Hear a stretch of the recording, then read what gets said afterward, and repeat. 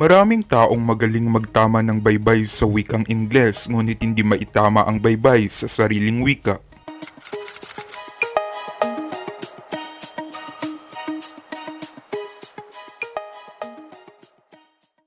Ngayon, ang ating tatalakayin ay kailan ba ginagamit ang gitling. Marami akong nababasa ng mga caption sa Facebook, sa YouTube, or even sa Instagram na hindi alam kung ano ba ang tuntunin sa paggamit ng gitling. Maswerte ka dahil pinindot mo ang video na ito dahil malalaman mo kung paano nga ba ang tamang paggamit ng gitling. Una, ginagamit ang gitling kapag ang salita ay inuulit. Ano nga ba yung mga halimbawa natin? Halimbawa dito, taon-taon, araw-araw. Nakita natin ang salitang ugat dito ay taon at inulit pa natin kaya lalagay natin ang gitling para maging taon-taon. Ang salitang ugat sa pangalawang halimbawa ay araw. Kapag inulit natin, lalagyan natin ng gitling. Araw-araw. Pangalawang tuntunin kapag ang unlapi ay nagtatapos sa katinig at ang salitang ugat na nilalapian ay nagsisimula sa patinig. Para sa ating mga halimbawa, una, pang-ako. Nakita natin na ang panlapi na pang ay nagtatapos sa katinig na G, samantalang salitang ugat na ako ay nagsisimula sa patinig na A. Pangalawa naman ay mag-isa. Nagsisimula ito yung salitang ugat sa leterang E, samantala yung panlapi ay nagtatapos sa leterang G.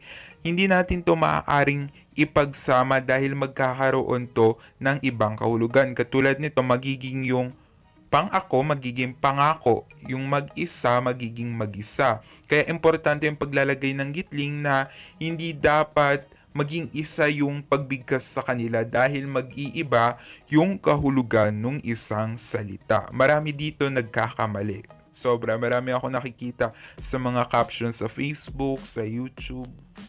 Ngunit kung ang salitang ugat ay nagsisimula sa katinig, halimbawa nito, luto, at nagtatapos din sa katinig, ang ginamit na panlapi, hindi na natin kinakailangan lagyan ng gitling. Katulad nito, magluto, pangsisig, dahil hindi naman magbabago yung kahulugan.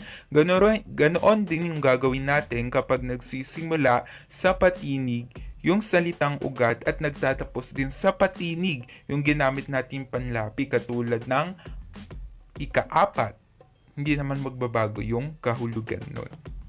Para sa ikatlong tuntunin, kapag may katagang nawawala sa pagitan ng dalawang salitang pinagsasama. Halimbawa, ang orihinal na parirala ay patay na kuko. Ang patay na kuko, tinanggal ko yung na. Ang ipapalit natin sa na ay yung gitling, kaya magiging patay kuko. Pangalawa, dahon sa hardin. Buong parirala yan. Kapag tinanggal ko yung sa, ipapalitan ko to ng gitling. Magiging dahon hardin. Ganon lamang kadali.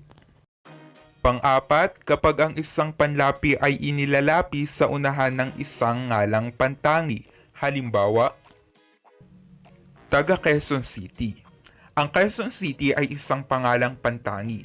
Tandaan natin na kapag ginamit natin ang pangalang pantangi at gumamit tayo ng panlapi, kailangan lagyan natin ito ng gitling. Pangalawa, Maka-Marcos. Ang Marcos ay pangalang pantangi, kaya kailangan natin ito lagyan ng gitling. Maka-Marcos. Ngunit kung ang pangalan ay hindi na pantangi at ito na ay pangalang pambalana, hindi na natin ito kinakailangan lagyan ng gitling. Halimbawa, makabansa, makakalikasan, makatao. Sa ikalimang tuntunin, kapag ang panlaping ika ay iniuunlapi sa mga tambilang. Ibig sabihin ng mga tambilang, mga numero.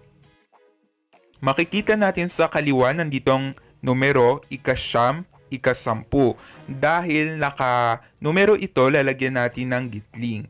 Samantala kung nakasulat ito na panletra, hindi na natin ito kinakailangan ng gitling.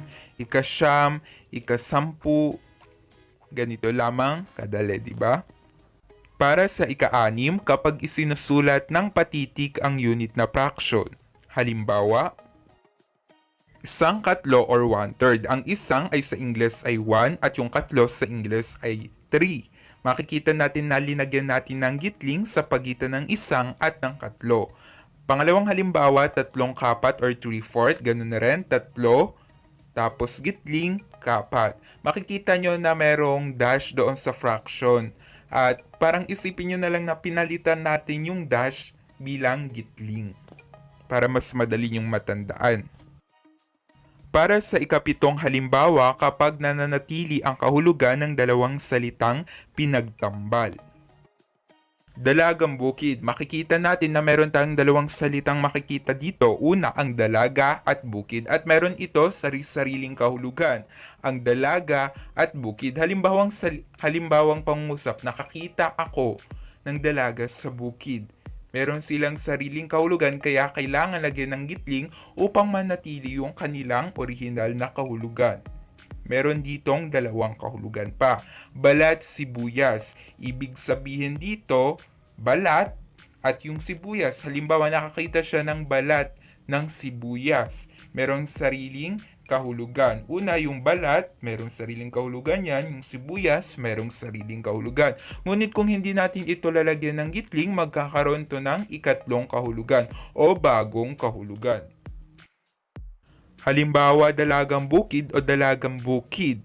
Ibig sabihin, ito na yung isda, hindi na to yung dalaga na nakita sa bukid. Ito na yung isdang kinakain.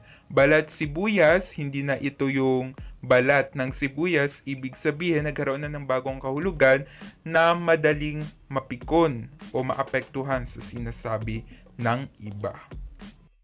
Para sa ikawalong paraan sa paggamit ng gitling kapag ang sinusundan ng panlapi ay nakabaybay sa wikang Ingles. Halimbawa, makikita natin sa kaliwa, mag-record. Nakabaybay sa wikang Ingles yung record kaya kailangan lagyan natin ng gitling. Mag, yung panlapi, gitling at record. Pero kung ibabaybay natin ito sa Tagalog, mag-record, hindi na natin kinakailangan maglagay ng gitling. Halimbawa sa pangalawa, nag-bicycle.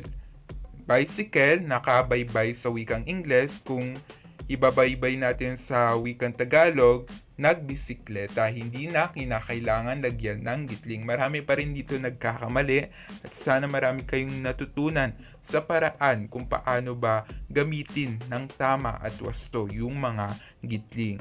Nandito pala ang sanggunian mula to sa makabagong Balarilang Filipino. Maraming salamat sa inyong pakikinig.